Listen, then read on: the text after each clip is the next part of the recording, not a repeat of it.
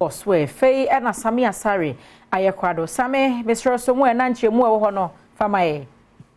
wa no chiwaba ubepie mu ewo Goaso a me se anije eni ho kra ni nyina ni se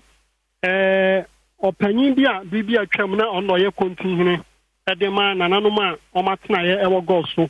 nana Kwadwo Kuma meka sai wato nananom ewo nsiado yayaya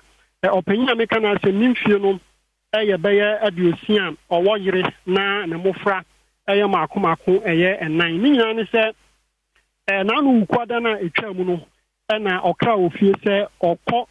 afuom na eja wakohwe se obetumi ado kakra na wape nnuane kakra nso edi aba na se na abusia no benya bi adi eno na ukwada no abusiafo etwen wama anu nti ma omo ekọ afuom ho ekọhwehwe opanyin omo hwehwe na omo ahunu nti ne yawada ni fiada memene da kwasiada ni nyina no abusiafo no kirema omo kọ afuom ho ekọhwehwe eye omade hye ya omo hwe na omo ahunu eno na enura adwo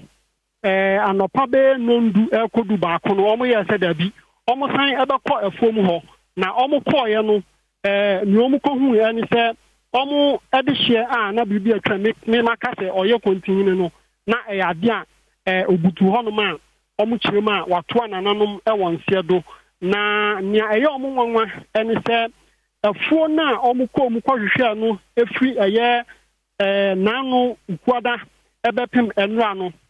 ade a omo hwehwe afuo mo nyina omo anhu no nti esisan na enra de anopa omo etimi kohu amu no na anochiwaba omo kohu amu no ni omo hu ni se ne hu ba bia entwaye a obutu wotesania yenuanom kramofo eye asori no uya no nso efri ho no ma na biane ene ni nsuo ni ade a odekọ afuom no ni nyina nso esi wo kama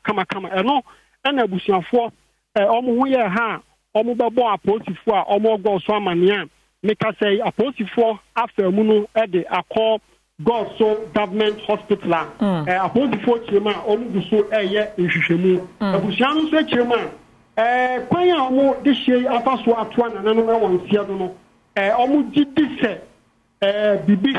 ewom anunti omo so ebefa kwan bi so ahwese obehu ni papotia odi sa adwuma Same ansa obekokora ne nhwe se firi wukoda nde na se yaye na awotwe no anya bi omukohu amu no yaye na awotwe anfa omukohu amu no ayese de e pro ana se ye fresh e kirese bi obi na chi ni kohye ba bi afi no modi na wu e de na ba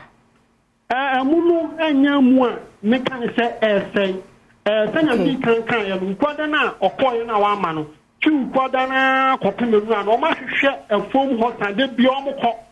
a omuhu nti sanya aye entembe bi no betina ba se nipa etache ne di kanche no ansana omu edinu edemsa Same yada se kwaso yadi atwe bibia bebiem na woso me ahwefo te a na wa ma yaso ate na yenso yede ama mabusua ne nyina no eye Goaso enkan Kurontihene ya na owo ehonomo na Kwadwo Kuma na abusua kohunu se na muda na fuo mu a wakra se wo kọ ne nyina so na ye na ye homra ye ba de aka kire no ebeto so